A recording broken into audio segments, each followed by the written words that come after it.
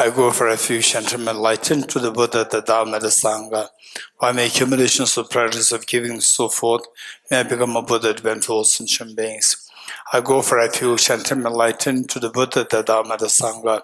By my accumulations of practice of giving and so forth, may I become a Buddha to benefit all sentient beings. I go for refuge and am enlightened to the Buddha, the Dharma, the Sangha. By my accumulations of practice of giving and so forth, may I become a Buddha to benefit all sentient beings.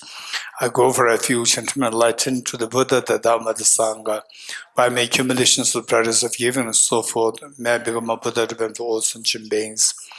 Sanye joda zoge jonam la chanjo bado dani gyapso che age jinso gebe sonam ge jola benjire sanye rubara isho.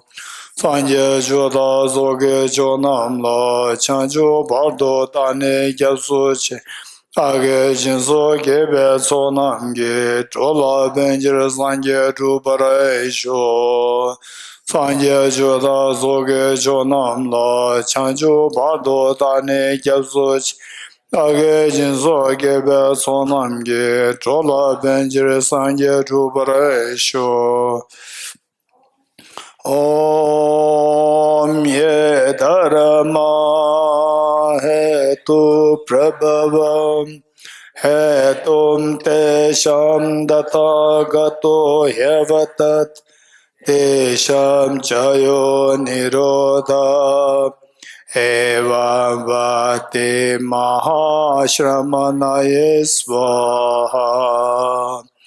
Om ye dharma hetu prabhavam hetum tesham datagato yavatat tesham chayo nirodha Evam vate mahashramanaye svaha.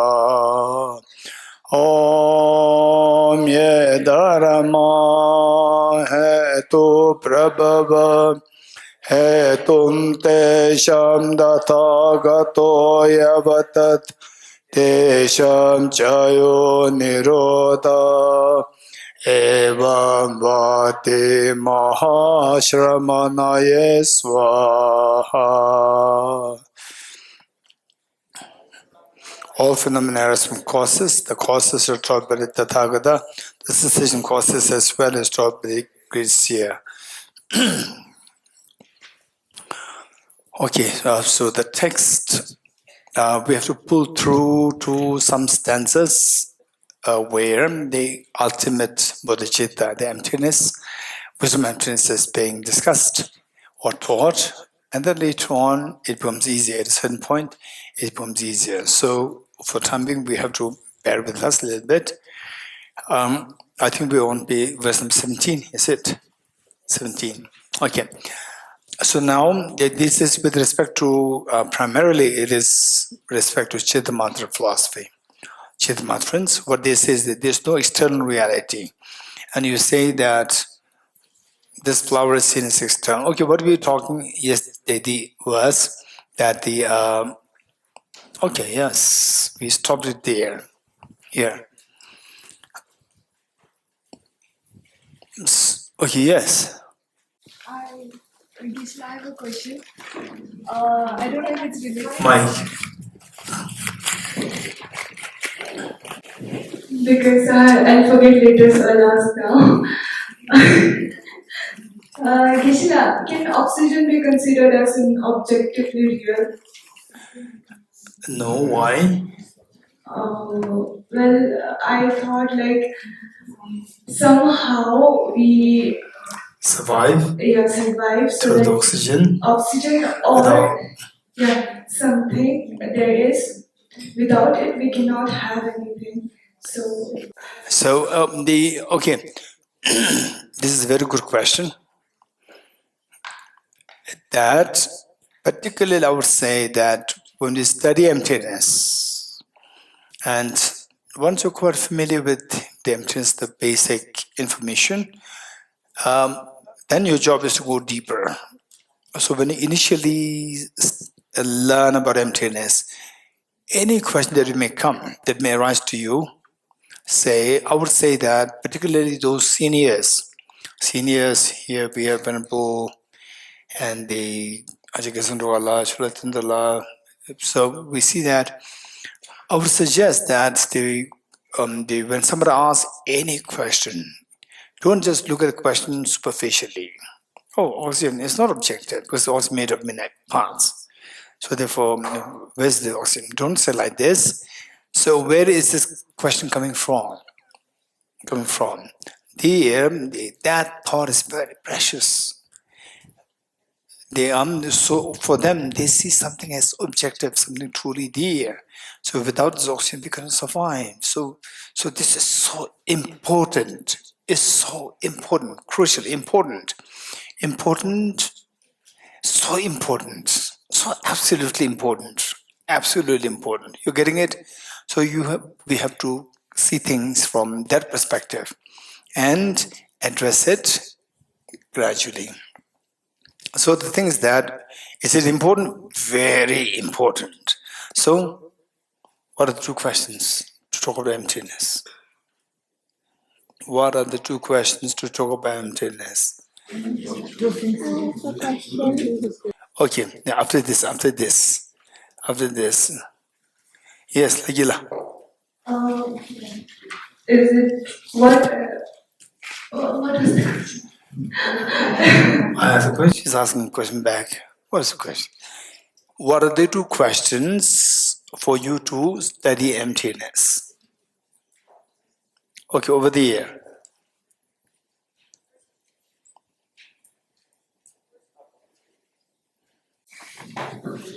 The first question is, do things exist? If we say no, it's nihilism. If yes, we ask another question. Do things exist objectively? Very good. No. If we say yes, it's absolutism. If we say no, so here's emptiness. Very good. Okay, so Lagile, do things exist? What is the answer? Lagile. Do important things exist? Yes. Yes. Oxygen is very important to our life. Does it exist? Yes. You're getting it? It does not contradict with the emptiness of the object of existence. You're getting it? Things are very important. Oxygen is very important for our life. It exists. But it doesn't exist objectively. It exists subjectively. Gishida, if everything is a nature of mind, as you said, like as Don't mix up the two things. Cittamatra. If everything's in your mind, yes. then why can't we, in absence of oxygen, have carbon dioxide or something? Like in absence of oxygen, if it's a nature of our mind, then why can't I'm we not have... Cittamatra. You're getting it? But if you want me to represent Cittamatra, I will. So if everything's nature of mind, then what? Instead of oxygen, why can you breathe carbon dioxide? Is what it's saying? Okay. If it's not objectively real, then... Did you ask a question to your group? In your group? Not yet, after this... Okay, ask this question to your group. Okay, next, the Shana, what is your question? My question is, how did animals were born the first time? Okay, this is a serious question. Animals like what? How did animals? Which animal? There are many animals. How did animals even resist? How did animals become? Because human beings were made because of cavemen. And how did animals Which animal? came into existence? Which animal? Which animal? Cat, dog? All of them. Okay.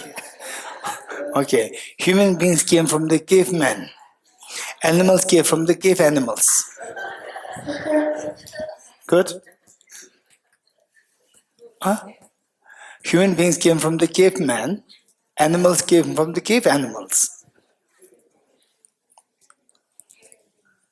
Okay, good.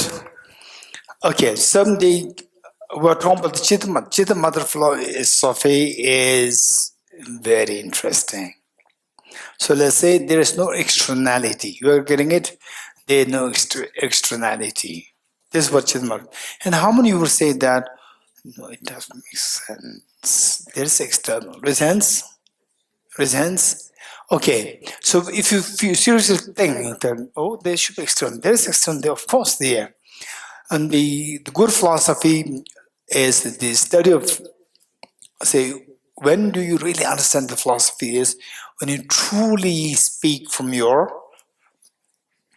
core of your heart. What do you feel? You speak and then you discuss, you think, your philosophical understanding grows. Okay, so the Cittamatra, they say that nothing external exists. So how many you would say that, no, that's not acceptable. Raise hands. Oh yeah. Yes, that's of course very acceptable. It's very true. Raise hands. Okay, what about others? 5 people raise hands for first, second, and then 5 people. There are more than 10. Okay, so here the question is that, let's say that the flowers, let's say this object flower, and if you believe that there's something external and object, these two are very different. You're getting people mix up the two things. People mix the two things. Externally real and objectively real, these two are not the same. Many people confuse between the two. So external is very different, object is very different. Okay. External. If it's externally there, how many flowers are there in front of me? Okay, let's say this one. Only one. Now, how do you know that there's a flower here? My eye consciousness can see that. This is how you will respond. And your eye consciousness, how it sees, depends on your eye lens. You agree? Your eye lens. And your eye lens, if there are 100 people, there are 100 the different eye lenses. Yes? And how many those who put glasses on, glasses right and left, there's a power difference, raise hands. Right and left power difference. Power difference. Right and left. How many have power difference? Oh, many. So look, you can even trust the two eyes. One eye says something, this is this size, other one says no, this is a little smaller. And even the two eyes are different. So therefore, if there are 100, there are 200 perceptions. You getting it? Let's say 100 perceptions. 100 people, 100 different perceptions with different sizes, different color shades. Okay, how many flowers are there? 1 on 100. If all your perceptions are correct, because all the perceptions different, there should be 100 different flowers here. Whose perception is correct? Huh? All are correct. All are correct means there should be 100 different flowers. Because how you justify the flower, they externally, is because my eyes could see it. What your eyes see and what others see is different. Just means there should be 2 different flowers. If 100 different flowers, how to explain this anyone?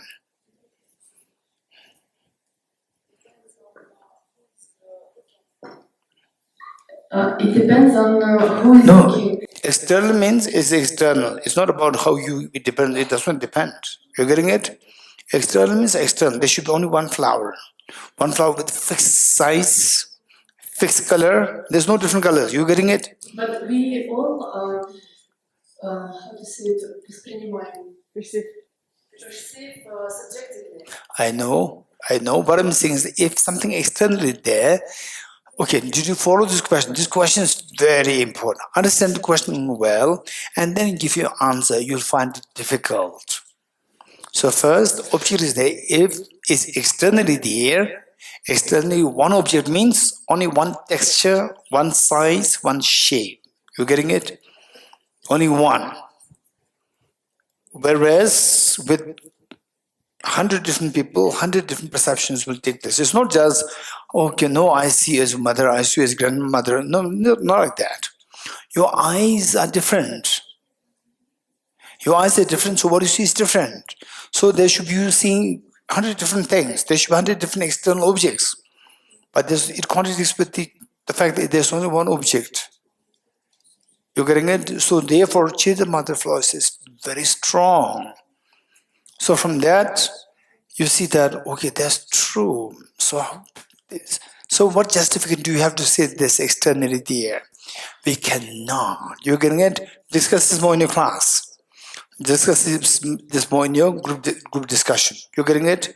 This is a very strong reasoning to prove that there's no external reality. Okay. So now we read. Okay. So with this, 18. Now, say that what you see is external. What you see external as a flower, external flower, it's not really there externally, but there's not really there. Okay, 17. Atoms of form do not produce sense perceptions. So saying that if you see that there's externally there, externally there's a flower,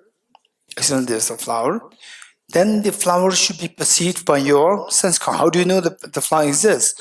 My sense perception perceives it. I can see that. When you say I can see that, what do you see? You see the atoms or the collection of the atoms? So the Cittamatra is rejecting those people who accept objectively existent external flower. Okay. Who is the opposition of this Cittamatra? Those who accept objectively existent external flower. Two attributes. Flower, objective plus objective plus external. You're getting it? So those people, particularly Vaibhashika and Sattvica, and anybody who believes the flower to be objective and external. So this is what they're rejecting.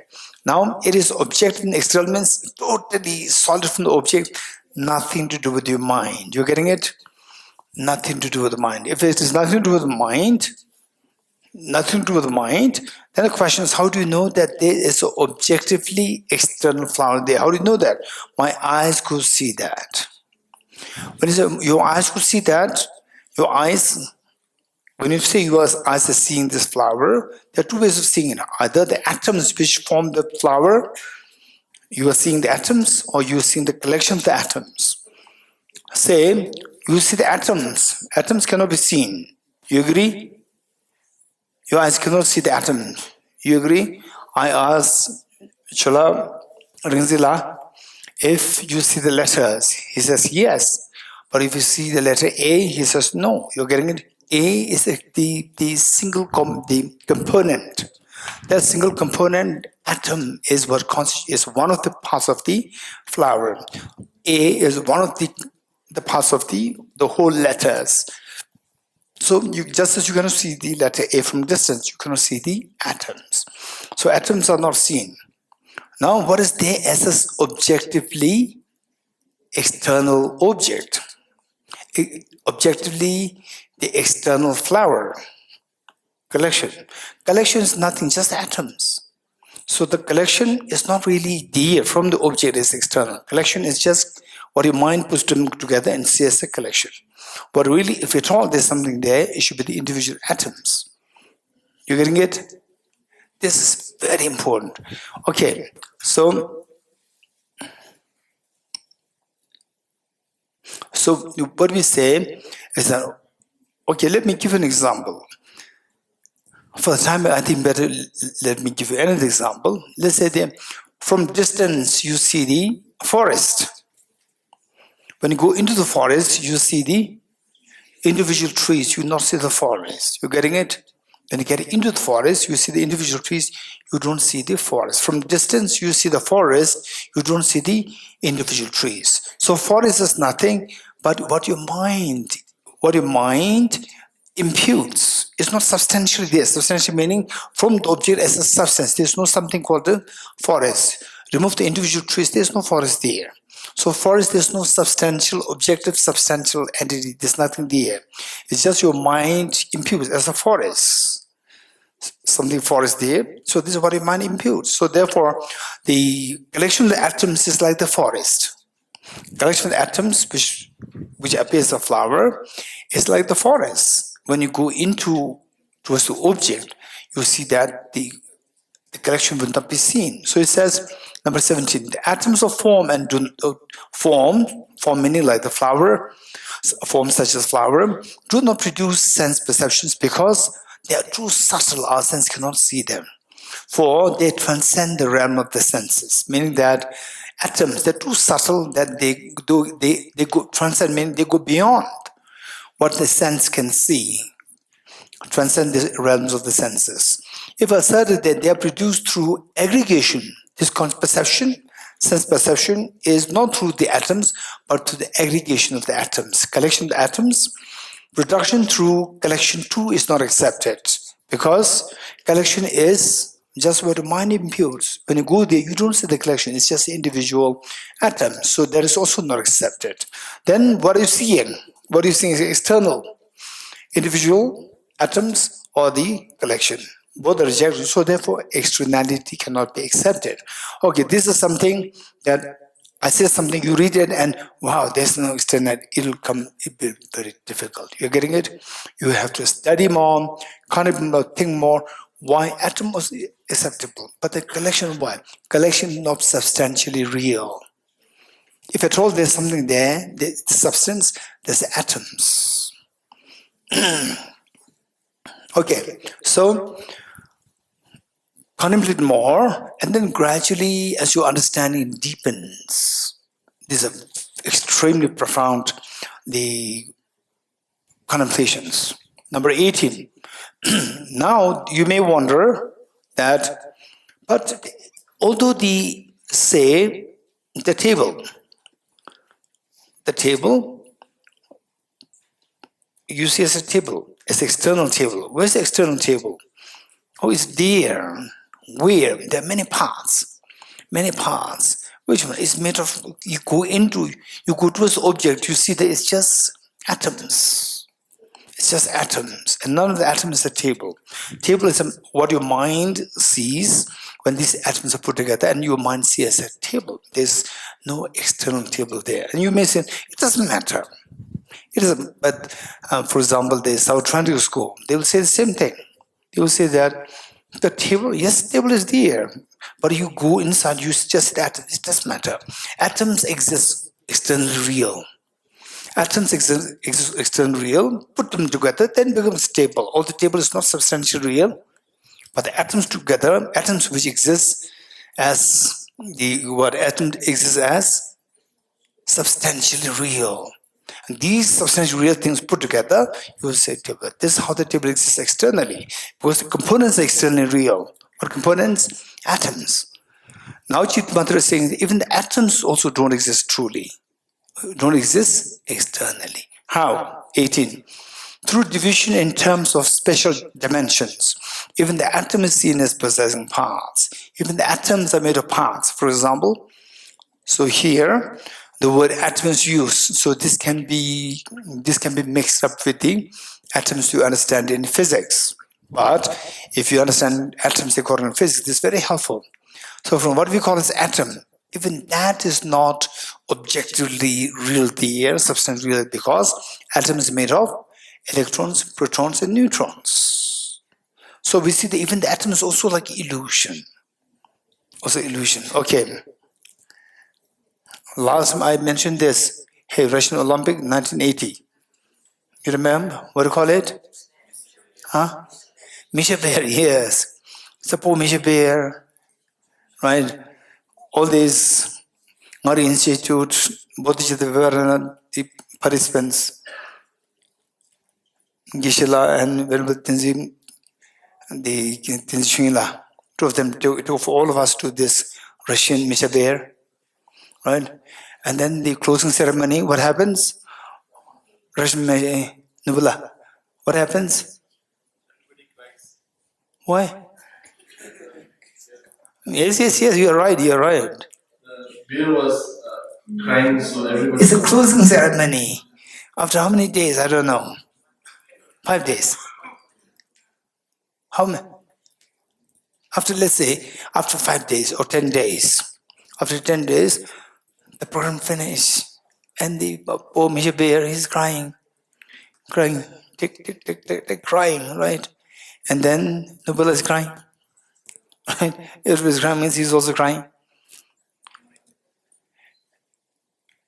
Okay, Chiskila, you also crying? Right?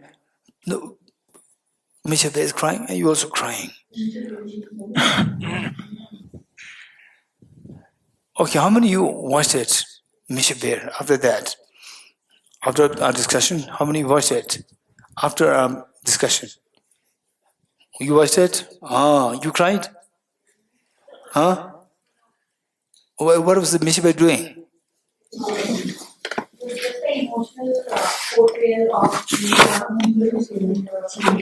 Okay. If possible, try to take out that clip where the Mr. Bear is crying. Tears coming down. Right? Okay. So when you see that, the spectators, they are crying. So there is from distance. You're getting it. Substantially, it's empty. Substantially, there's no substance there which is crying. Substantially, what you see? Nervous spectators, nervous calisthenics were there. People who perform this calisthenics, who are so nervous. These people are there. Nobody's crying. You go close. What do you see from this? But somebody's crying. This is illusion. You're getting it? We see somebody there, externally real, is crying. This is illusion. Going there, nobody's crying. Everybody's just anxious that, when will this finish? So that I'll not have to worry about making mistakes. You getting it? Okay. So therefore, even the atoms are like this Misha Bear for the Chittamatrins. You getting it?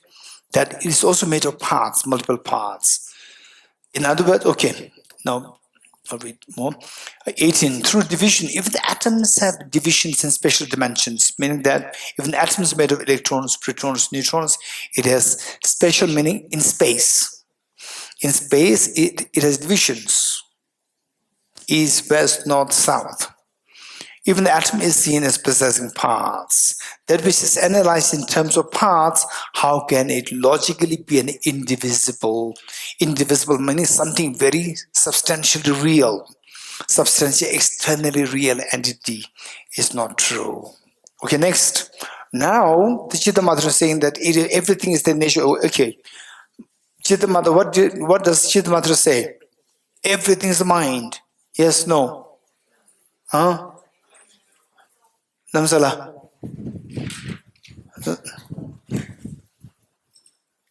What does Cittamatra say?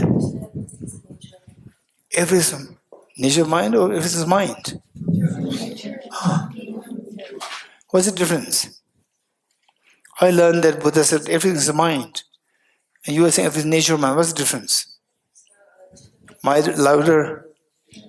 I'm not so sure, but Cittamatra takes the nature of mind is like... Why nature? Why not mind? What's the problem? If you say everything is mind, what's the problem? It would be... Say it again, yes. Impure nature, it should also be mind. What's the problem? If it is mind, what's the problem? Hey, anyone, what is the problem? What's the problem if the impure? So she's talking about the three natures. Cittamatra says, what are three natures Cittamatra talk about? Impure nature, other power nature, powerful established nature. Okay, we studied it recently, and others, when did you study this? In Tibet House, 10 years ago?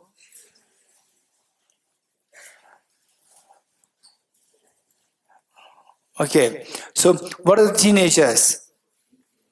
Hey, Jigme.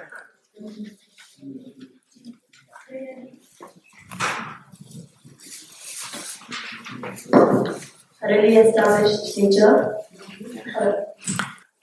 The Jigme's mantra is very different. Harsu's mantra is very different. Hey, if you, 1 minute, if in future Jigme will have students whose mantra is very different.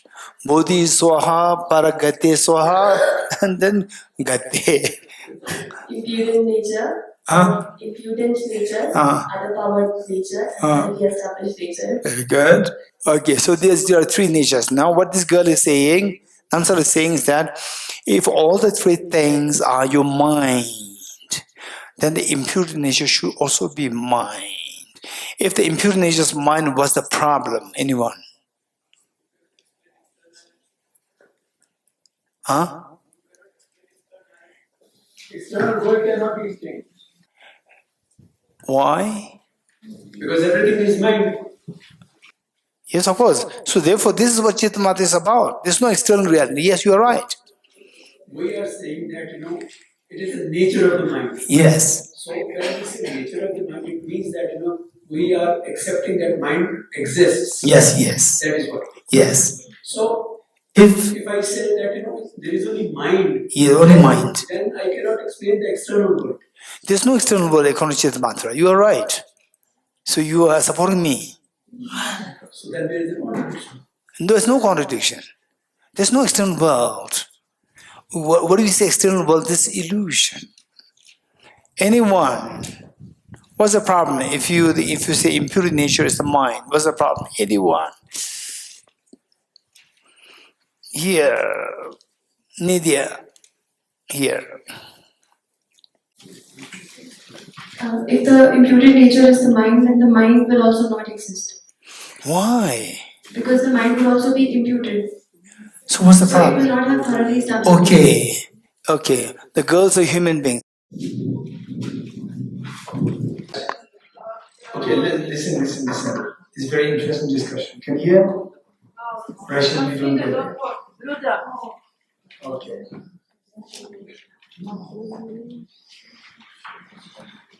We got you through, right? I'll say, and then the Aruna will translate into Russian. Okay. Oh, Ladakh. Then, yes, then there's no people here. Okay.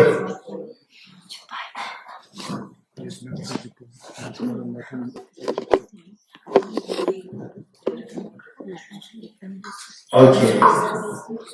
So what Nidhi is saying, okay, look, the argument is that if the impure nature is mind, the mind should become impure nature. If the mind should become impure nature, it should be. Okay. Seems like Nidhi's brain is confused with everything. Okay. Okay, it is not finished yet. Okay, so her argument is that if, Aruna. Very good, thank you. Okay, if it is better. Okay, hello. If the impure nature is mind, the mind should be impure nature. You getting it? This is what Nidya said. If Nidya is a human being, the human being should be Nidya, is it? No. So this logic doesn't work, right? Okay, she agrees. Okay, anybody else? What's the problem? If the impure nature, what she said is a very strong point, but she could not follow that up. If everything is mind, then the impure nature should be mind. So my argument is, what's the problem? If impure nature is mind, Bhavani. Geshe, the same argument when Slava was talking about the mirror and the image. If the image becomes reflection is the mirror, then So what's the problem? Then when light dissolve? yeah, or the mirror itself becomes the reflection, then how can new reflections be reflected? Okay, can you be very direct rather than example? Example, it confuses me. I'm not too smart. Okay, so if mind, if imputed nature is the mind, right? Is that what you're saying? Yes. Then mind has changed to something else now, Why? because you're saying imputed nature is mind. Yes. So the mind has adopted one quality or one substance, right? Why? Okay, so I can see that Bhavan is confused. I can see that. Okay, so let's just go on. Didana. Krishna, is it possible that when we connected imputed nature with the four things that we didn't divide, non-existent and permanent phenomena other than ultimate reality, then does that not mean that mind is non-existent and also it should be permanent, whereas mind is supposed to be impermanent? Okay, first what you have to say is, if everything is mind, imputed nature should be also mind. What's the problem? Then Then my imputed nature should be non-existent and it should be a permanent phenomena other than ultimate reality.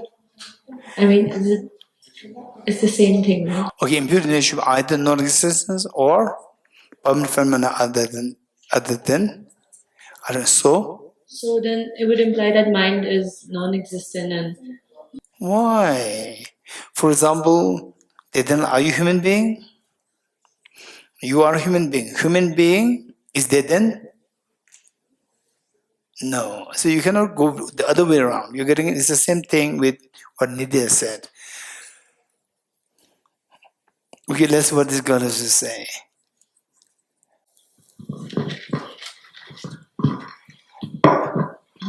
Krishna, I'll just try again. If the problem would be if imputed nature alone is mind, only because there is other part nature and third is subject. There's not the question. If everything is mind, what's the problem? You said then imputed nature should also be mind. If imputed nature is mind, what's the problem? This is my question. Inshallah Tendula.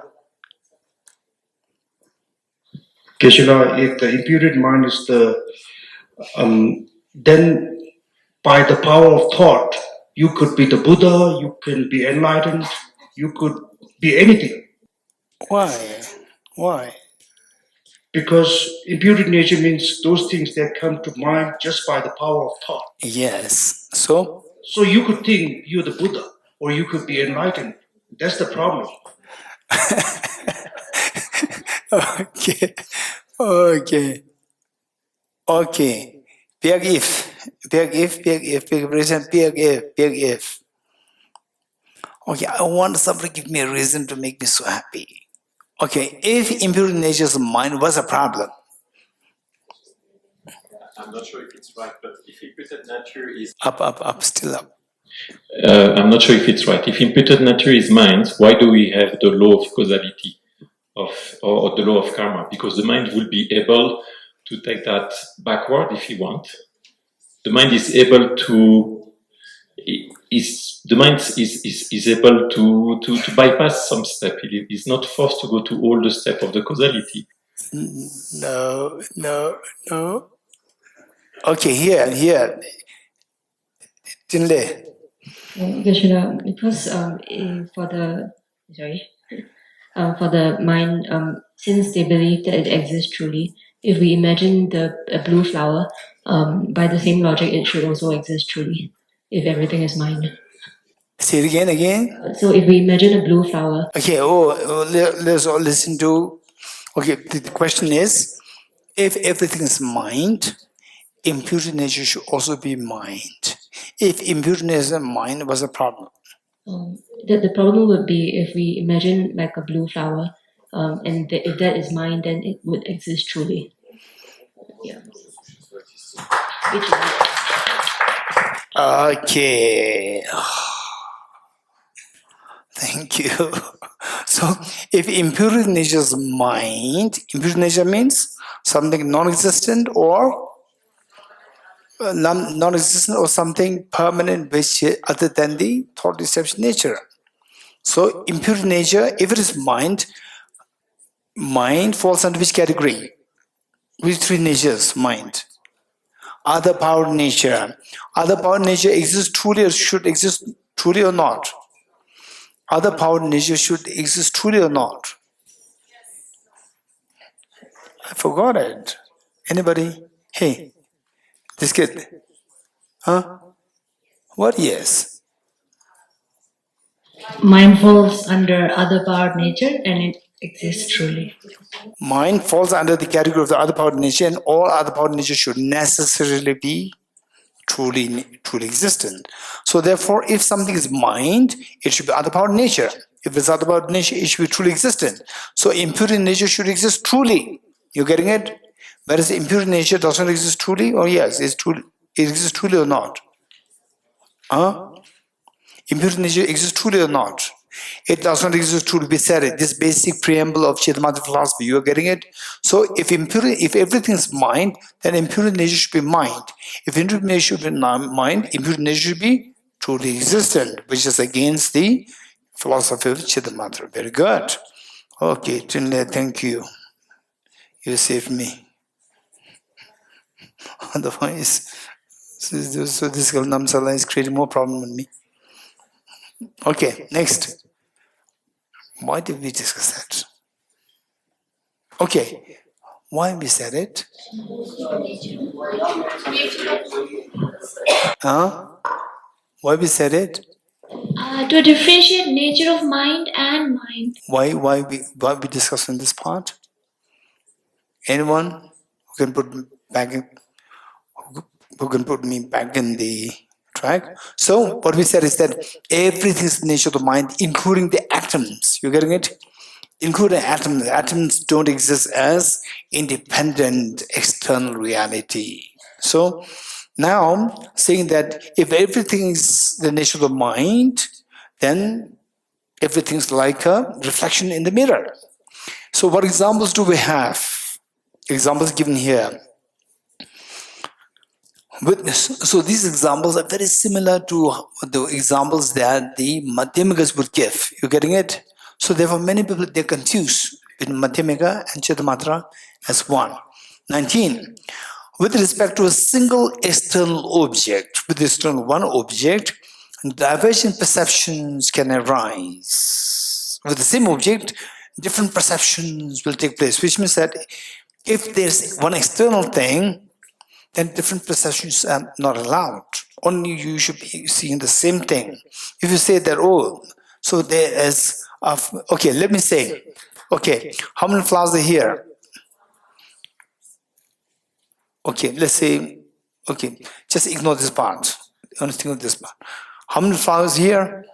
One. If I say that there's a flower there. What flower is that? Red flower, blue flower, white flower, pink flower. If I say this, how many flowers should be there? 4 flowers should be there. So whereas in reality, there's only one flower. You're getting it? So this quantity is with 4 different descriptions. Red, yellow, pink, white. So you cannot say that what you say and the reality is too contradictory. So therefore, if the same object appears in 3 different forms, and all 3 different forms are correct, 3 different forms, there should be 3 different objects there. How many agree with this? It makes some sense. Yes. Okay, how many say that, oh, the flower in front of me is blue, is red, is yellow, how many flowers should be there? There are 3 different perceptions. Blue flower, red flower, yellow flower, there are 3 different perceptions, yes? So there should be 3 different flowers. You agree? Hey, agree, yes, no? It seems that there's only one nubula, but the rest is non-existent. Okay, there should be 3 different flowers. So, it says that, which means that if there are 3 different perceptions, and the only one flower means that what you are seeing is your perception. Your perception is subjective or objective? Subjective meaning is the nature of your mind. It's not there externally. Okay, 19. with respect to a single object, divergent perceptions can arise, different perceptions can arise. A form that is beautiful to someone, for someone else, it is something else. It may not be attractive for someone.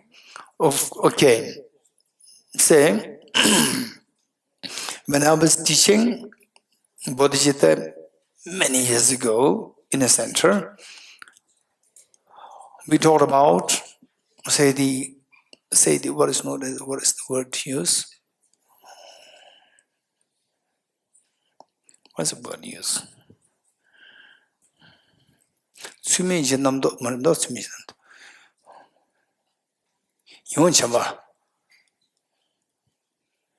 English.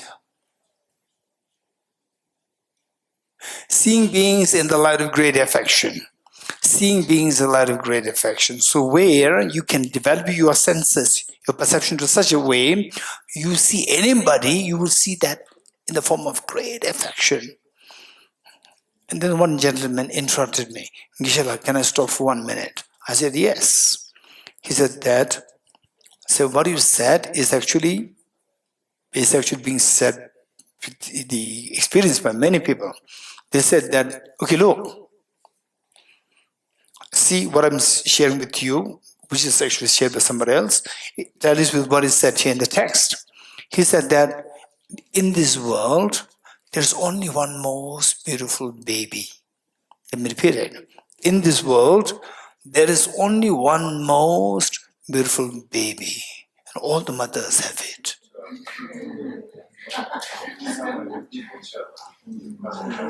Okay, what about those who do not smile? You do not understand what I'm saying. Okay, Nidya, tell me, why do you smile? Sergey? Because it was funny. How funny? Because in this world, there is only one most beautiful baby, and all the mothers have it. Yeah. So every mother thinks that her baby is the most beautiful. Exactly. Now you understand it? So the number of the smile increases, but still there's someone not smiling. Either you're too evolved, right, to see that there's nothing, or you still don't understand what Nidya said. Nidya put it so nicely. Okay, good. So the thing is, it's your perception. To mother A, baby is beautiful. All the rest of the babies, they're not beautiful. And there was, when I was aged, I think 6 or 7. When I was aged 6 or 7, my mother passed away. And say in the hospital, I was in the hospital, and I could hear the babies crying, maybe like 1 year, 2 years, they're crying.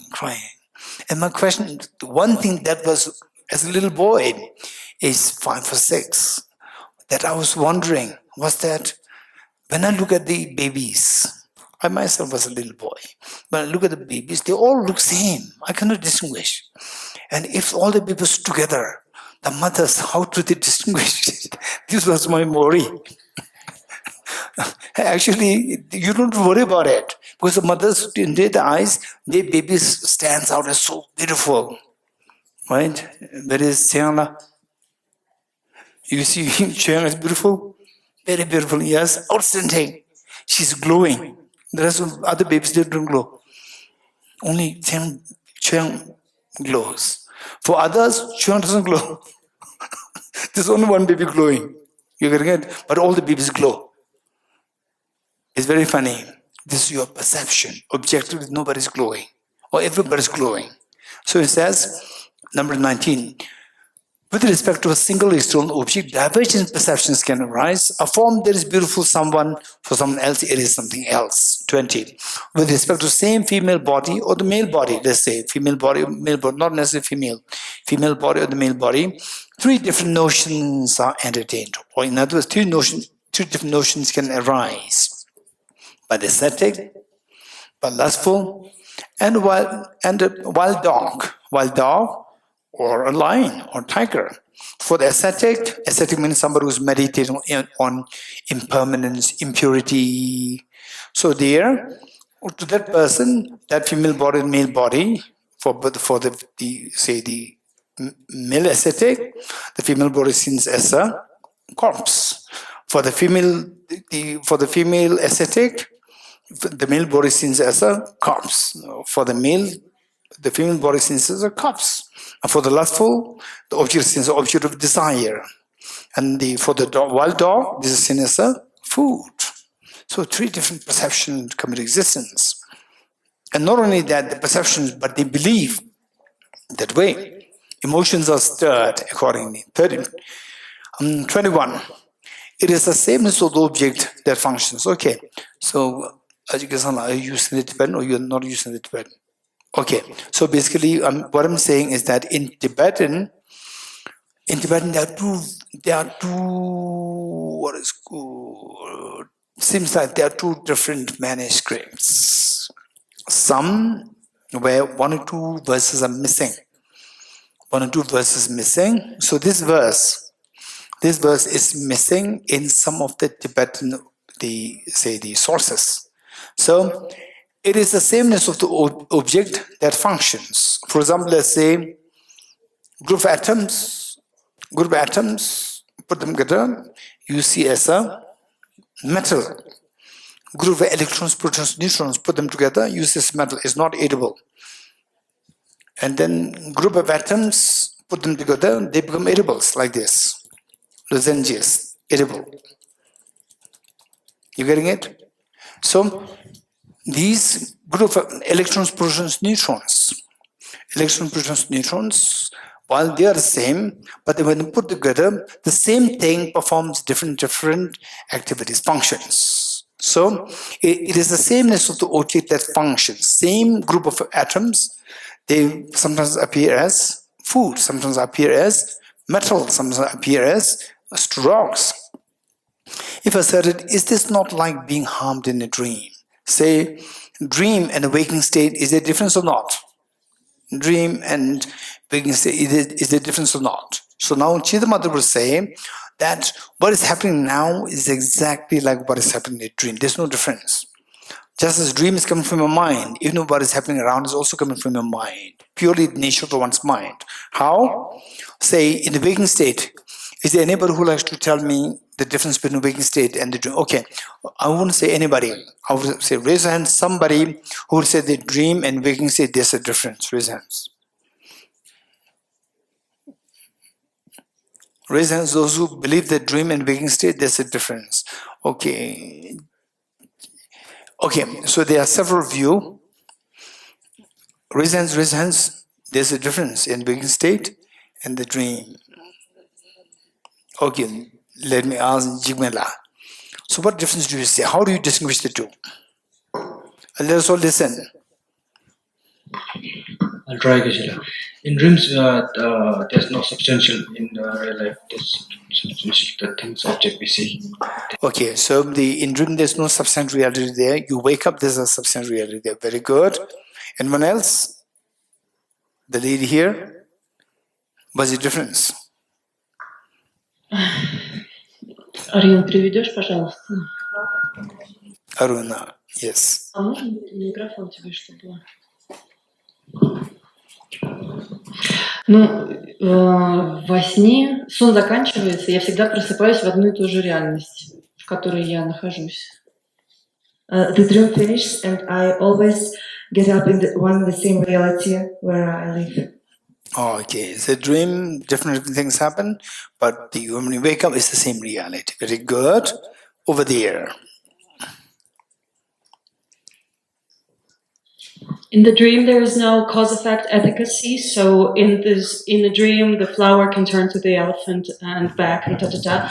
And in the reality that we perceive here, there is a cause and effect. Okay, in the dream, there is cause effect can be disrupted. In the waking state, cause and effect is followed very effectively. Okay.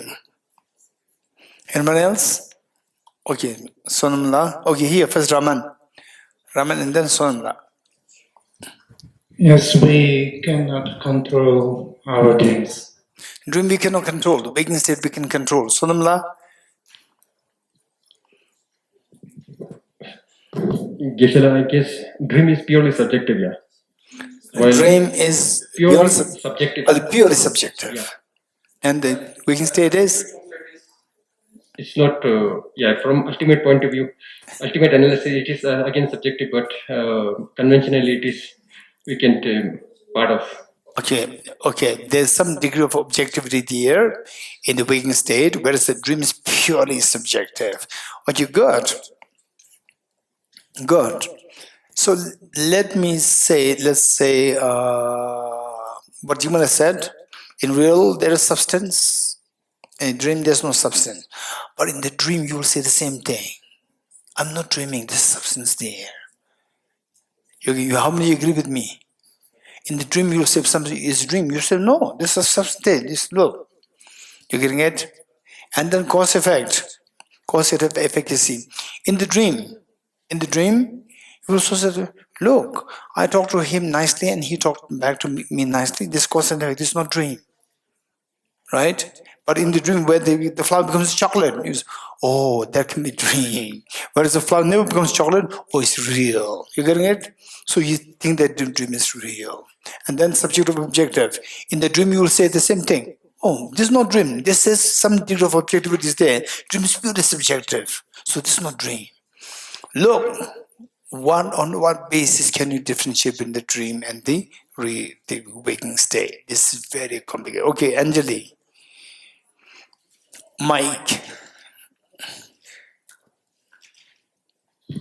Geshe, I'm just curious if the 18 elements are operational in the dream.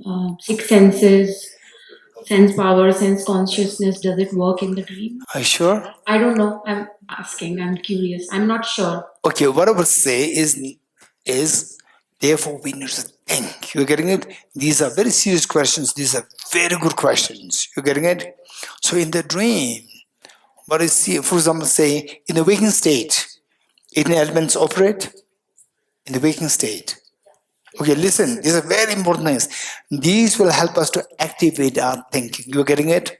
So in the second session of the first session, I stopped abruptly and we went into Thabke Thuche. You remember that? Why did you do that? Why did you do that? Because some thinking process seems like your brain is hanging. I could see your brain is hanging. So therefore I stopped and then Thabke Thuche.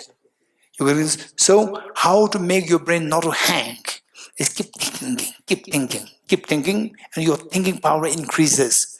So therefore what I'm saying is in the waking state, 18 elements, 12 sources, 5 exists. Do they operate? Yes. Give an example. Like, I have the taste and the feeling of. Okay, just one. I have the taste. Okay. In the dream also you will say the same thing. 18 elements operating because the taste is there. You're getting it?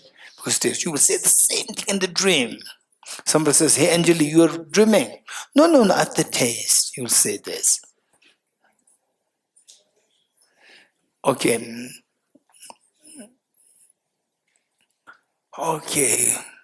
Jorinzila. Mike, Jorinzila.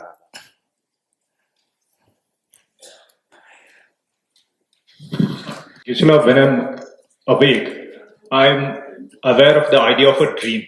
But when I'm dreaming, I'm not aware of the idea of awakening, that I can come out of the dream. Are you sure? Yes. Okay, because in the dream you thought you are awake.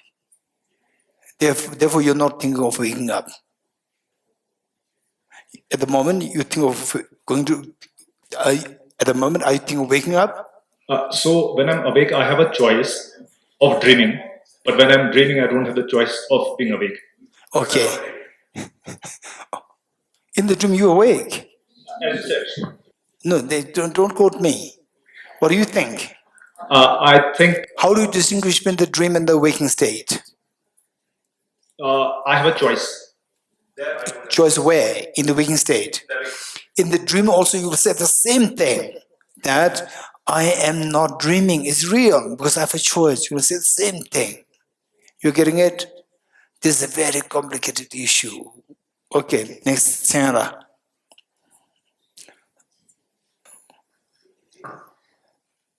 Yes, Chair. When I eat the chocolate in the dream. It doesn't have any taste. Then I get up because of that. Then I know it's a dream because real chocolates have taste now. Oh, wow. This is a big question. She brought this amazing. How many of you tasted something in the dream? Or how many of you never tasted anything in the dream? Chocolate did not taste anything. How many had that experience? And I would say many of you who think that you have tasted something in the dream, you ate cheesecake in the dream and it's so delicious. I would say it's not true. Most likely, I would say 90% of people who waking up thought that, oh, a nice cheesecake, a good taste. You did not have the taste in the dream. You getting it? This is amazing what she said. This is amazing. You getting it? And if you thought that I tasted, I'm not saying that it's 100% wrong. It can be correct, but 99% of us be wrong. Wake up, you thought that I felt nice. You just visualize cake happened to your dream, but the taste did not come. You getting it? This is amazing. She's being very observant. This is amazing. You're getting it? So I would say that waking state, I was actually very thirsty. Then in the dream, I was drinking water. And the water just gushing like this, gushing and I drink. But the feeling of the feeling, cold sensation never came. And feeling of quenching never happened. You getting it? And the taste, it came only one time in my life. The taste, something that I felt the taste happened only one time in my life. I'm already 57 years old. And what she said is very true.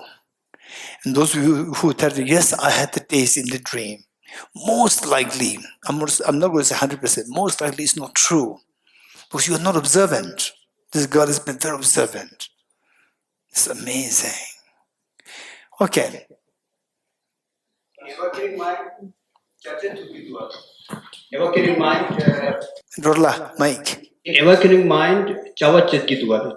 Okay, in the waking state, there's a functionality there. In dream, you cannot do the chachatukit. Okay, now Dr. will say the same thing in the dream. You say it's not dream. There's a functionality here. You will say the same thing in the dream. You're getting in the same thing. You will say this in the dream. This is a very serious question. Okay, Pavani. Yes, sir, there is some permanency to the waking state which is not in the dream. Can you give an example? I can wake up to the same life situation, same place, but it never happens that I can go back to the same dream. Are you sure? Yes. Like even when I wake up. Okay, look.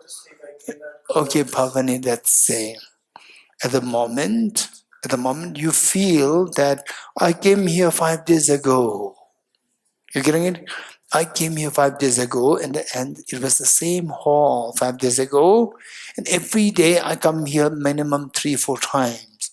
You will say this now. In the dream also you will say the same thing. You will say it's no dream. I've been coming here for the last 5 days. In the same dream, but from one night to another night's dream. It's not. Say in the same dream, you will say the same thing. In the same dream, you cannot distinguish between dream and the non-dream. You're getting it? We have never woken up from the waking state. So, unlike the dreaming state. Now is dream or non-dream? That's a good question. Are you dreaming? Good question means you don't answer. Okay. Okay, yeah. Okay. Гешела, если мне, например, приснился цветок, то он приснился только мне. А вот этот цветок сейчас видят абсолютно все. If I had a dream, a flower in my dream, only I can see this. And this flower in front of you can be seen by everybody present here. Okay. In the dream also you will say the same. It's not dreaming. Look at this flower. Everybody is seeing this. You will say the same thing in the dream. You getting it? Okay, now the doctors. Okay, here, Nubala. Geshe, my dreams are always very illogical. Whereas, Always. my home is there, and at the same time I'm in Delhi, and everything is, everything is there at the same moment. But maybe later on you're going to become the prime minister, and you go like this. Yeah. So in awakening state, it's not like that. In dream, I may become Buddha, or I'm maybe crying and then happy, and then at the same time. I see. If you're in different places, very very quickly, which means that's a dream. So all the big people then dream. Those who travel here, they hear very fast. His Holiness the Dalai Lama. Within a single day, there are so many programs happening there. One hotel here, one day, 2 days here, 2 days here, like this. It's always dream. No, but it's illogical. What I mean to say is dreams are illogical. Like?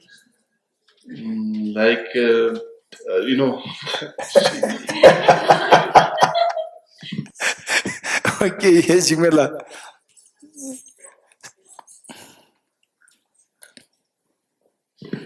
In dream, I perceive everything as real, while when I wake up, I see the dream as a dream, Geshe. Okay. Oh, that's interesting. So that's the difference. Wow, that's interesting. Say, what are you saying? Okay, now is it dream or not? Now I would say it is not a dream. It's not a dream. What's the justification? Look, same thing. It's a good. This is a good question. You will say this is a good question. Good question. Okay, so somebody who can say this is a good question, that person truly understands what I'm saying. You're getting it? They are truly feeling that there's no justification to say that this is not dream. Okay, finally, Brinslav. What if you just pinch yourself? Huh? What if you just pinch yourself? Then you're supposed to wake up, in the dream, because you don't really, for example, every time I try to kind of feel like pain or something, like some sensations, I try to kind of inflict it on my own, and I wake up for some reason. So so now is it dream or not? No, because I keep pinching myself and I'm still. Okay, now look, this says, Prince of saying, if you pinch and if you don't wake up, this is waking state. This is your justification? Yes. Okay, look, tell me, how many of you in your dream, you fall from a cliff? You fall, right? There's so much of fear, but you do not wake up. Yes. Many cases. So is that waking state? Because pinching works. it happened worse than the pinch, still you do not wake up. It is still dream. You're getting it? It's not a justification. Okay, over there, the lady over there. Yes, you're on mic. Okay, this is a big question. У меня бывают осознанные сны, когда я понимаю, что я сплю, но никогда не получается сходить в туалет во сне. I will translate. I have some dreams when I understand that I am in a dream, and when I try to go to the toilet, I can never do it for real. Like, I can never pee. It never happens.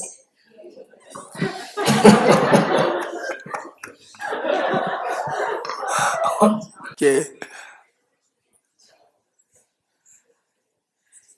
So which means if you go to if you go to relieve yourself, you cannot relieve. There's a dream. Is this justification? So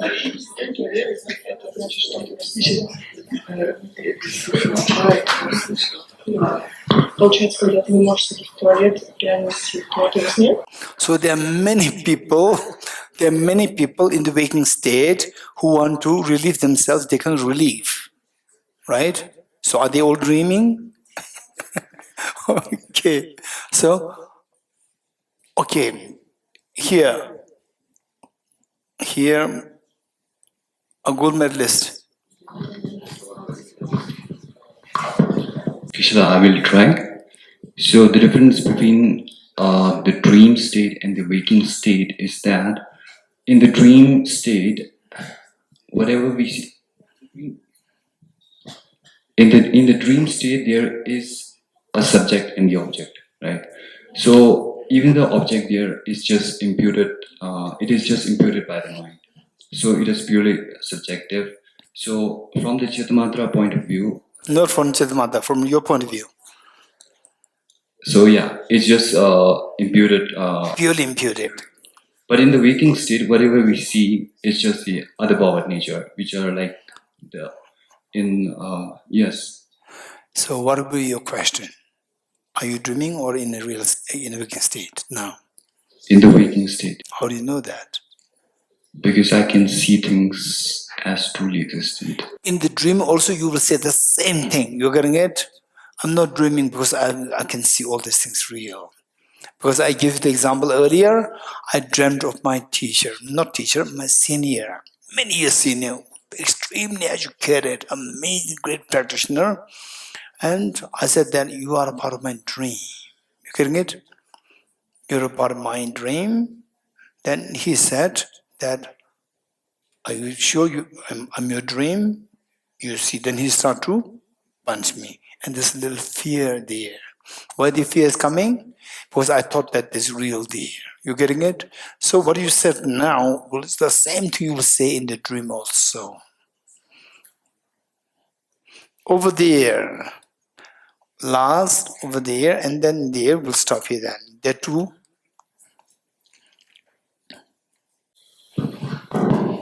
Geshe, in dream we have only 6 consciousness, and we don't have 12 cores of consciousness.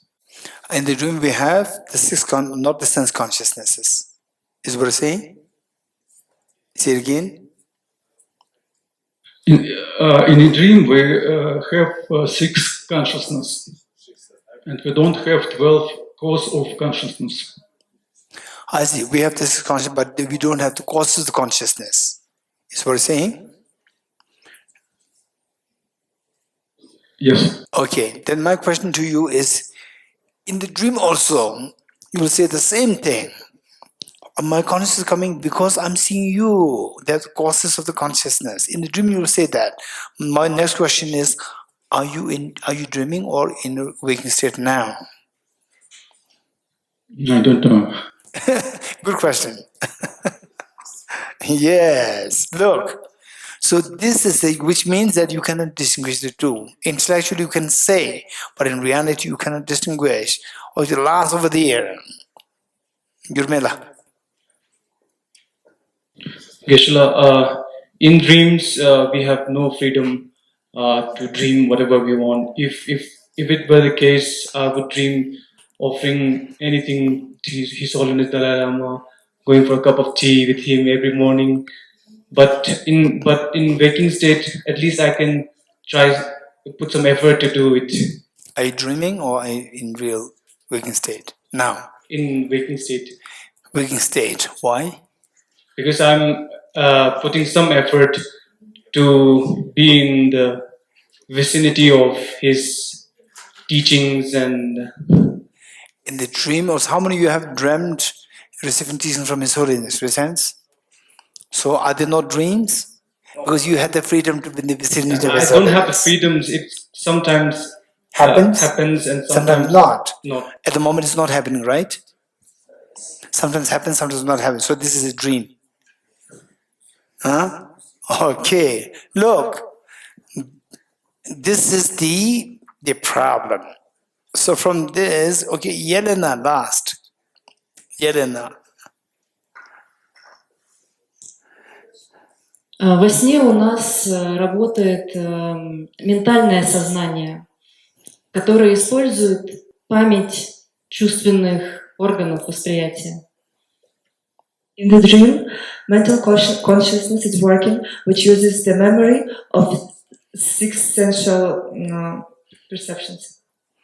И это фантазии. And these are fantasies. Okay. Are you dreaming or are you in waking state now?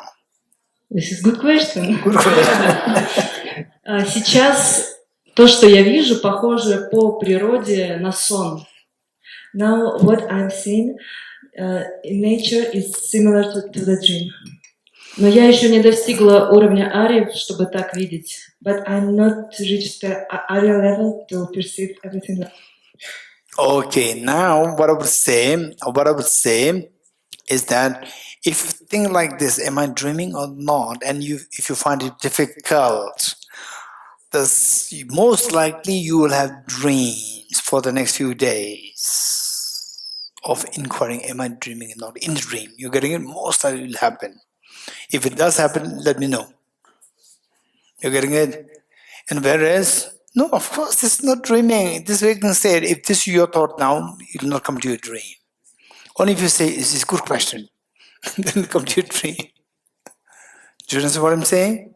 It's a good question means, I cannot distinguish between the dream and the real. Your mind will be bothered, disturbed a little bit. How many of you feel a little disturbed now? You say, is it a dream or not? I can't really distinguish. If that is what comes to you, it'll happen in your dream. You're getting it? But who is dreaming actually? Huh? Who is dreaming actually? Who is dreaming? You are dreaming. Anka is dreaming. You're getting it? Anka will wake up and say, it's very interesting. I asked her, who's dreaming? And in the dream Geshe told me, you are dreaming. Okay, good. Okay. So it says 21. It is the sameness of the objects that functions. If asserted, is this not like it being harmed in a dream? In the dream, you felt somebody harming you. In the waking state, you feel somebody harming you. This is like same. In what way they say more precisely, between the dream and the wakeful state, there's no difference insofar as the functioning of things is concerned. Meaning that dream is subjectively real, and the waking state is also subjectively real. There's no difference. Waking state is also what your mind is a part of you. This Cittamatra. In the dream state also is your mind, the appearance, what is nature of the mind. Waking state is also nature of the mind. You're getting it? So there's no difference. 22. Now, okay, in terms of object and subject, whatever appears to the consciousness, apart from the cognitions themselves, no external objects exist anywhere. Okay, in the dream, you say that, okay, we're in a class, see, he challenges us with the question whether it's dream or not. So, he challenges us, there are so many people, you say this. So, in terms of objects, in the dream, you see the object subject. Whatever appears to the consciousness, apart from the cognition themselves, you wake up, you see that whatever you see as object and subject in the dream, apart from the cognition, your mind, there's no external things in the dream. You agree? So, this is exactly in the waking state also. Apart from the cognition meaning the mind themselves, there's no external objects exist anywhere. In the waking state also. 23. So, there are no external objects at all existing in the mode of entities. The very perceptions of the individual consciousnesses arise the appearances of the forms. Okay, so it is your mind, for example, like in the dream, you dreamed of holding a flower. Okay, hold something and show that to me. Hold something and show that to me. Okay, imagine that you're dreaming and I ask you to hold something and show that to me. Hey, look at it. Look at it. How does it appear? As external or as nature of your mind? As external. The moment you wake up, I dreamt of him asking us to hold something and show that, and it's external. You said it's external.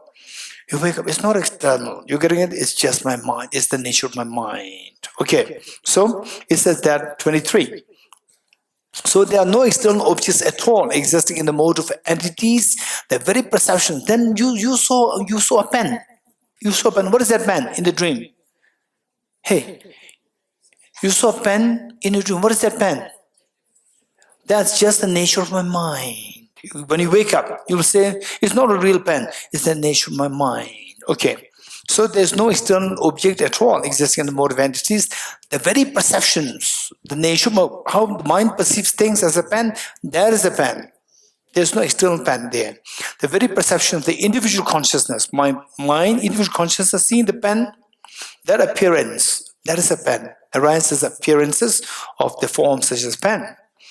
24. Just as a person whose mind is diluted, okay, for example, say people who see the magical illusions. How many of you have watched magical illusions in your life, for instance? Magical illusions? Okay. So when you see the magical, how many of you have seen the magical illusion as real? How many thought magical illusions are real? Raise your hands. Okay. So if you have those experiences, yes, I saw magical illusions real. Actually, they're not real. They're not real, but I thought it's real. So this is exactly what you see. Okay, you look around. Look around and look at somebody sitting next to you. Look at the face of someone who's next to you.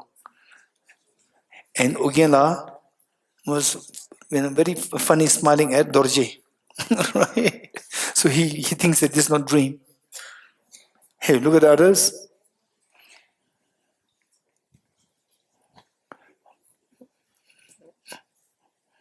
Okay, some people, they do stare like this. It's very interesting. You get why you don't do this? It's your dream. Okay, now close your eyes and try to look at the other person. I'm seeing if there's somebody staring. Okay, look. When you think of that, you're not staring. Why are you staring? You think that there's a real thing there, which means that you don't believe that it is your nature of your mind. So these are things we continue to explore, and gradually it comes to your mind that is actually just reflection of mind. Okay. Just as a person whose mind is diluted sees magical illusions and mirages, when you see the mirage, it appears as real water. How many have seen mirage with hands? How many have seen mirage? And how many have seen the mirage, real water? You thought that there's water there. And later on, when you get used to this, oh, there is mirage. But the first time you see that, there's water there. Raise hands? Yes. And the series of Gandharva. What is Gandharva? This is known as this one spirit known as Gandharvas. In Tibetan, Tissa. Gandharva spirits. It is said that the Gandharva spirits, there are some anecdotes there. Once Gandharva spirits and how they create these cities. For the human beings, it takes many years to create cities. You agree? For the human beings, it takes many years to create a whole city. But for the Gandharvas, it said that they create cities will be formed just with a split of a second, a whole city can be created for the Gandharvas. So, but then they can be destroyed instantly also. So Gandharva cities is taken as example to understand the illusion-like nature. So it says that, okay, so true, okay, in fact, the cities of the Gandharvas means they're also in English, we can translate, loosely translate, smell eater spirits who survive on smells. Gandharva cities. So it says that my teacher, how many of you have been to Sara College in Dharamsala? Sara College. Reasons? 1, 2, 3, there are many of you. Okay, one over there studying in Sara. Tenzila, present? Yes, studying in Sara. Anyone else studying Sara at the moment? Okay, good. Okay, here. So, the Sara, before the college was established, it was a barren land. There was a very tiny village hut there, where the cattle were. They kept, besides nothing, it was barren. And my teacher bought the whole land to start the institution. And he brought all the senior students. We were very young, and then the senior students were brought to consecrate the land. And my teachers later said that to the, okay, just Tizila and Venerable and Tizila, two of you, just imagine that you are in the hall, main hall, facing down. So that spot where my teacher and the senior students, they were doing the blessing or consecrating the place. Then my teacher said that to his left side. Can you imagine left side? To left side, it was totally barren. He turned there and he saw a whole village, huge village there. And he was confused. No, there's no village around, but how did there's a village? And then he looked at it again he saw the same thing, village there. And later on, there's no village actually. So he said that these are the examples of Gandharva cities. So in the Tibetan tradition, and most likely Ladakhi tradition also, okay, the Dr. Lam, Rinzala, Cholasipela, are you there? And Cholasipela, so the senior Ladakhi, you tell me that in the Tibetan tradition, we never keep the containers empty like this. Containers either put upside down. Yes. Why? He says that if you keep it open, Gandharva cities can instantly be formed. And then next time you use it, they'll be destroyed. So therefore, in order the Gandharva cities not to be formed, they cover it or put it upside down. So this is the tradition on that basis. Okay, so this is meaning of the Gandharva cities. So true forms and so on are perceived, meaning that forms, they're not really there as externally, but they appear and you think that they're real. Okay, next. To overcome grasping at selfhood, the Buddha taught aggregates, elements, so on, by abiding the state of mind only, the beings of great fortune, even renowned H.H. Okay, now it is that first Tenet of Dhamma, what did the Buddha teach? In the first Tenet of Dhamma, what did the Buddha teach? Taught the Four Noble Truths and the Four Noble Truths to be existing truly. Four Noble Truths like what? Truth of suffering, like your aggregates, the 12 sources and the 18 elements. So they exist truly. So here, to overcome grasping at selfhood, the Buddha taught aggregates, elements, so on as objectively real. Number one, objectively real or truly existent. Truly existent. As true existence as externally real. So this is the first Tenet of Dhamma. Now, when your mind, when your mental faculty, when you grow in your intelligence, then from the Vaibhashika, Sautrantika, you move to the Cittamatra. When you move to the Cittamatra, then you see that, earlier when the Buddha taught in first Tenet of Dhamma, the Four Noble Truths exist truly, and as externally, this cannot be accepted literally. Then you become more mature in your thinking. Okay. By abiding in the state of the mind only, which means you have upgraded to the level of the mind on a school, the beings of great fortune, these people are very fortunate that they even renounce that teaching which the Buddha taught in the first Tenet of Dhamma, saying that first Tenet of Dhamma was taught for those immature audience, Vaibhashika and Sautrantika. 26. For those who profound consciousness only, that this manifold world is the established mind only. So now, those who are Cittamatrins, who accept Cittamatra philosophy, those who propound consciousness only, meaning mind only, this manifold world, what do you see as external world, the galaxies, the different cars? Okay, I'm sure it's the same thing with you. For me, once when I think it was my mid-20s, late 20s, but in mid-20s, I was thinking too much about this, dream and non-dream, how to distinguish. And it was very disturbing to be very, very, very disturbing and not be able to distinguish between the two things. So, that then, because of this, in the dream, I would come to feel that I'm dreaming. It happened so many times. Because in the daytime, I was thinking about it a lot. And in the dream, you realize that you're dreaming. So when I see that I'm dreaming in the middle of the city, oh, now I'm dreaming.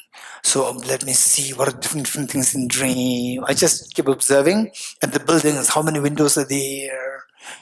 There are so many windows there, so many cars there. Look, my mind is creating all these things. And look at beautiful paintings. I could not paint like this. But whose painting is this? Who's painting? Nobody painted. My mind is painting this. Wow, my mind has tremendous skill. You're getting it? But if somebody gives me a pen, the word brush, pen brush, I cannot draw like this. But these are created. Who created? My mind created. My mind has that capacity. So wow, it's amazing. So these are what used to happen.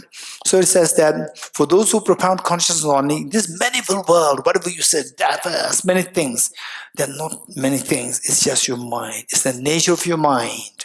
It's the nature of mind only. What might be the nature of that consciousness? Then the next question. Okay, now going to the Madhyamaka. You getting it? Okay, now from Cittamatra, you are upgraded to the Madhyamaka. Okay, now Acharya Arya Nagarjuna is saying that for those who propound consciousness only, so at the moment you are Chittamatrans. So this manifold world is established as the nature of mind only. The next, what might be the nature of that consciousness? What is that consciousness? You say that if there's nothing externally there, there's no externally there. What is there? Only your mind is there in the nature of mind. It's just a mind. You know, it's just mind. And now Arya Nagarjuna is saying that I'm going to analyze mind also. Even this mind is also illusion-like. This is what might be the nature of that consciousness or the mind? I shall now explain this very point. According to Madhyamaka. Now we are going to be upgraded to the Madhyamaka. Okay, the next, 27. All of this is but one's mind. All of this, all the three realms are the nature of my mind, that which was stated by the able one. Able one is the Buddha, who is able to benefit all sentient beings, who is able to remove all the mental defilements. The Buddha taught this. If it is not true, Madhyamaka Guru said that what the Cittamatra said is not true. That not that everything is the nature of one's mind. But why did the Buddha teach this if it's not true? All of this is but one's mind, that which was stated by the able one, by the Buddha. Why did the Buddha? Of course, there's reason there. It's not because that everything is nature of mind, but the Buddha taught this is to alleviate the fear of the childish. Fear of the childish, meaning that people, when you teach that nothing exists truly, the fear comes. The first experience of emptiness oftentimes is described as quite scary. You getting it? So the people, they need, because we are so addicted, we suffer from chronic disease in believing intrinsic objective reality. Let me repeat this. We suffer from chronic disease of believing in things as objective real. So when you say that nothing exists truly, it's very scary because it affects your psyche. Your psyche, many lifetimes of psyche, which believe that things exist objectively. That is affected. So, thus far, our belief is what? Objective existence and existence, these two are same, thus far. When you say that there's no objective existence, which means there's no existence. There's no existence, I'm not there. It's very scary. You getting it? Why people feel scared at the time of death? Because they think that they are disappearing. They're becoming non-existent. This is why the fear comes. So therefore, when Buddha is to teach that nothing exists truly, people become so scared. So for those people, there's a likelihood to feel too much of fear to protect them. The Buddha taught, oh, don't worry. There's something there. The consciousness, the mind is there, which is so real, right? Then they feel happy. At least there's something they do hold on to this mind. So it says, all of this is but one's mind. That which was stated by the able one is to elevate the fear of the childish. People who cannot digest the concept that everything is objectively empty. is to elevate the fear of the childish. It is not the statement of final truth. It's not the truth. It's just for a purpose. The Buddha taught this. 28. Imputed. Okay, what are the three natures? Imputed, other power nature, pluralism nature. Okay. What are the three natures?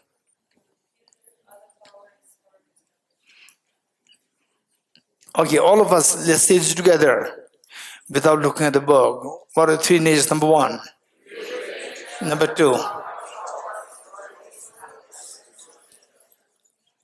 Very good. Okay, the three natures. Now let's read in this. Okay, 28. The imputed, meaning the imputed nature. Then what next? The dependent, other powered. Oh, it's a matter of translation. Dependent, you underline it and write it, and write a note, other powered nature. Because the translators differ. Other powered nature is a very good translation. Because in Tibetan, it is the other powered. Both words are there. The Shen Wang. Shen is other, Wang is powered, other powered nature. Whereas here, dependent. Dependent is correct, is good. But I would say you can go for both. Try to learn both. So impure nature, dependent nature, other powered nature, and the last one is thoroughly established. What is translated here?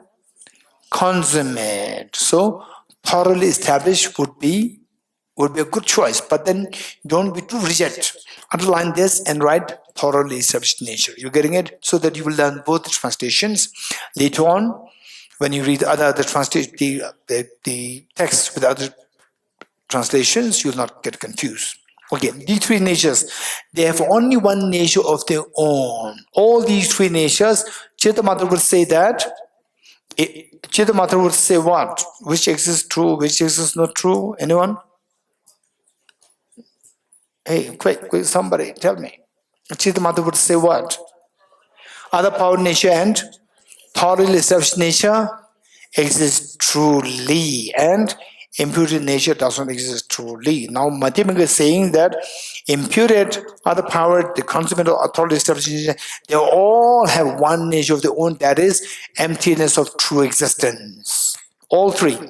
Not only not only impure nature, all three are empty of true existence. So this is what differs between the Cittamatra and Madhyamaka. Okay. Their identities are constructed upon the mind, meaning that all they are imputed by the power of your mind. Objectively, there's nothing there as imputed, dependent, other powered, or thoroughly established. They're all equally deconstructed by your mind, meaning that they're imputed by your mind. Now, it can be a little scary to say that, oh, if everything is imputed by your mind, if the mind is imputed by the mind, even the mind does not exist objectively, is quite scary. For this, advice is, think of the two questions. First two questions, then we understand emptiness equals dependent origination equals middle way, therefore emptiness equals the middle way. So in other words, whosoever sees dependent origination will see the dharma. Don't forget it. So we have to think of, oh, nothing exists objectively, but they exist dependently. You getting it? Nothing exists objectively and full stop. It can slide us into nihilism. Whereas nothing exists objectively, but they exist dependently. It will protect us from falling to nihilism. This is very important. Keep this in mind. So that oftentimes it says that you are not entitled to teach emptiness so easily to other people. So if you do teach emptiness, you have to give the warning that emptiness must be understood as dependent origination. This is very, very important. Okay. 29. To those who delight in the great vehicle, the Buddha taught in brave.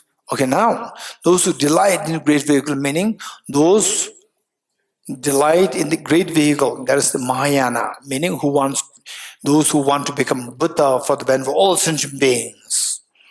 So these people, the Buddha taught in brief, selflessness in perfect equanimity, meaning that selflessness with respect to all phenomena. Self-essence of true existence, self-essence of objective existence to all phenomena equally. The Buddha taught in brief the self-essence perfect equanimity, and that the mind is primordially unborn. Even the mind is primordially, since beginningless time, unborn, meaning that it is not objectively born or objectively arisen. There's no objective arising, objective existence for the mind. Even the mind is empty of objective reality. Even the mind exists independently, not truly. Okay, so we'll do this and then we can stop here. The proponents of yogic practices meaning in Sanskrit it is Yogacara. Yogacara, which is equal to Cittamatra. Cittamatra and Yogacara, these two are synonymous. The proponents of Yogacara, proponents of Cittamatra, assert that a purified mind effected through mastery of one's own mind and through utter transformation of his state is the object of his own reflexive awareness. Okay, this is a profound statement.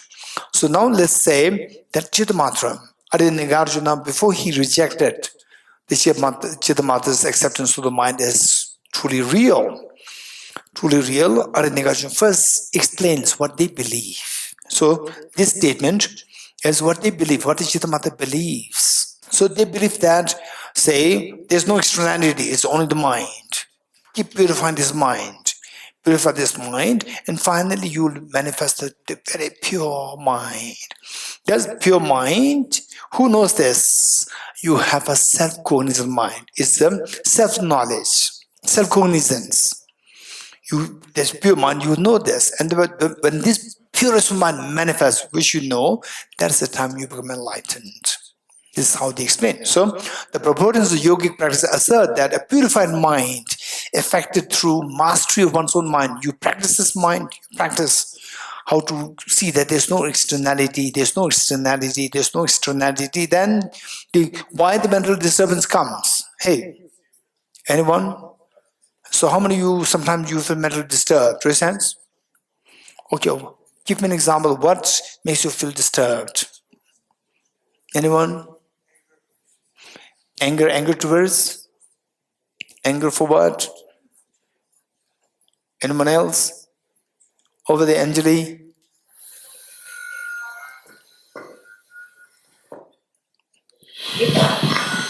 If someone treats me badly, then that makes me... Someone treats me badly. Someone or your mind? Your mind. The perception of my mind of how they are... Okay, someone.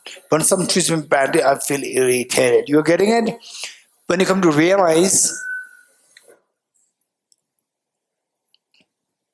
that someone is external or internal? External. When you see there's no external, then your mental that particular disturbance subsides.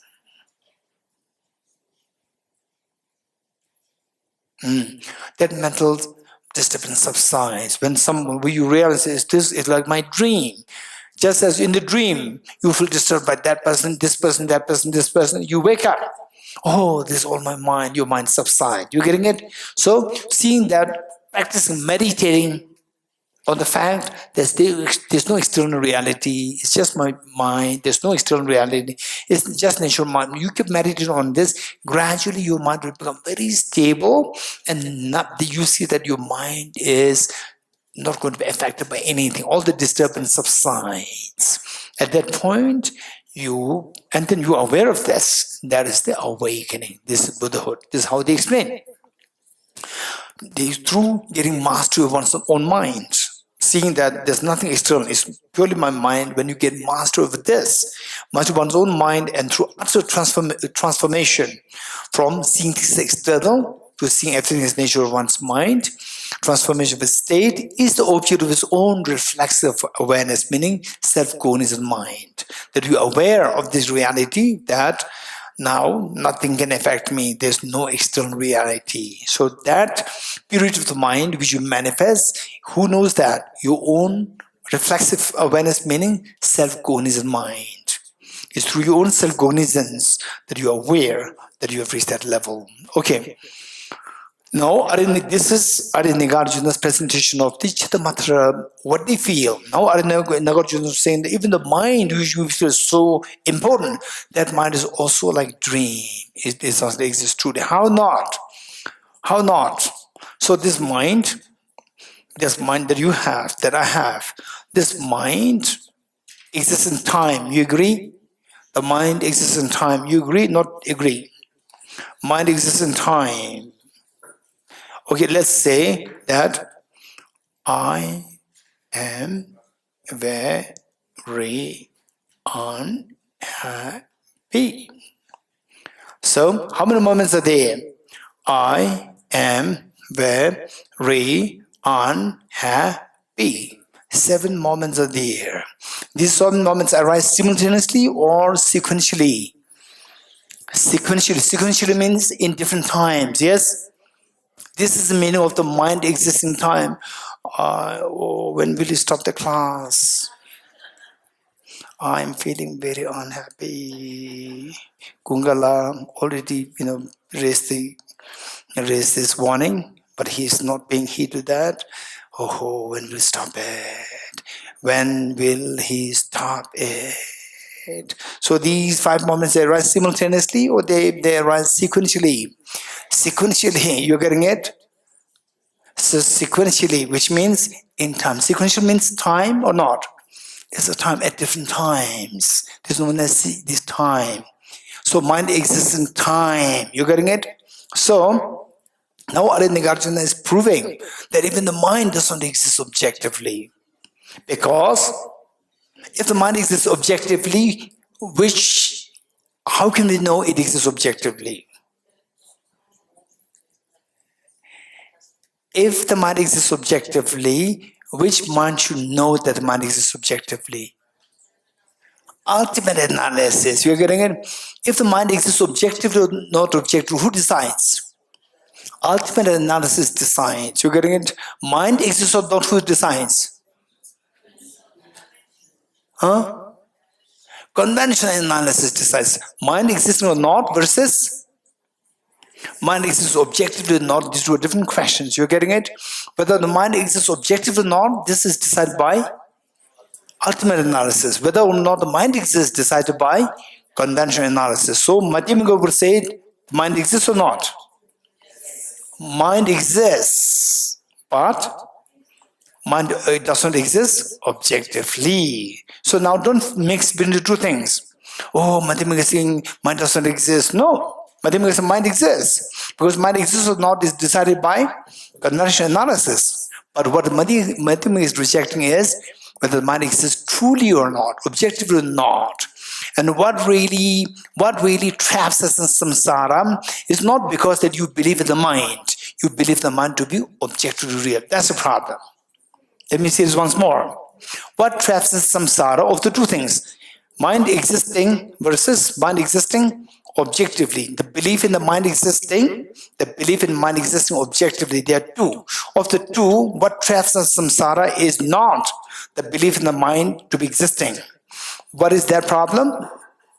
The problem, what traps in samsara is the believing in the mind existing truly, mind existing objectively. So Nagarjuna is not rejecting mind existing.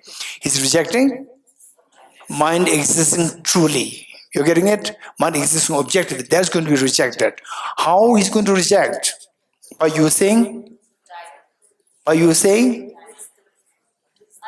ultimate analysis. You're getting it?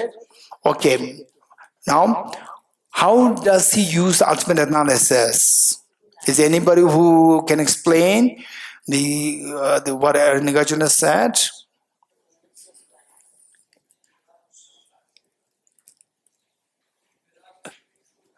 Okay, Bharaji, thank you. Bharaji over there. Bharaji, what did Nagarjuna say? How to subject something to ultimate analysis? Mirage is to be the truth, and the persons who are near it should have seen it. Okay, thank you, Bharaji, thank you. So this is where we need to be extremely clear, right? And then your thinking will be upgraded, it will grow so fast. Anybody who likes to recite this verse by heart? properly. Okay, Dorjila over there.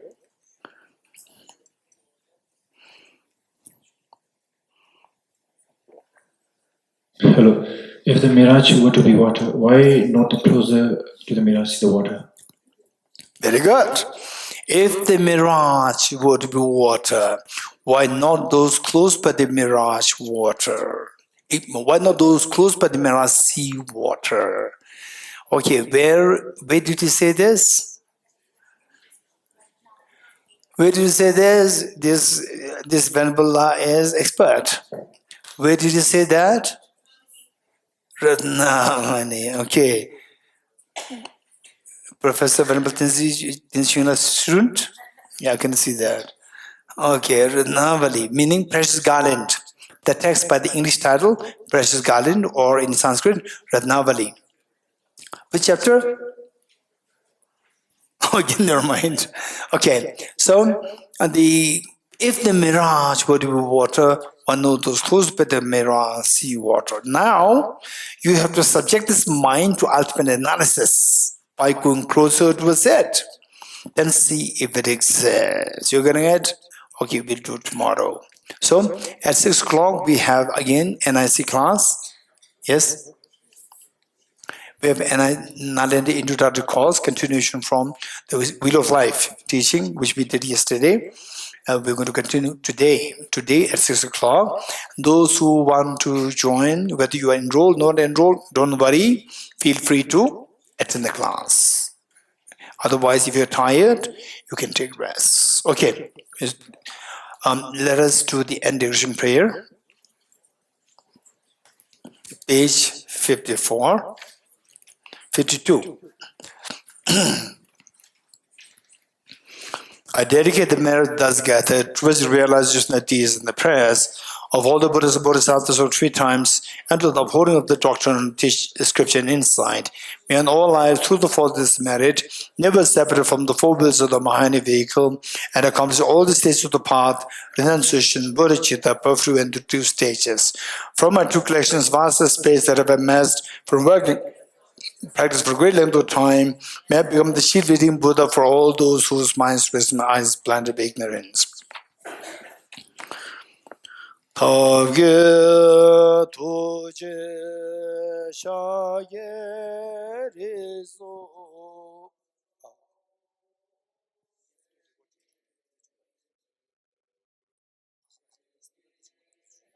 Okay, mare.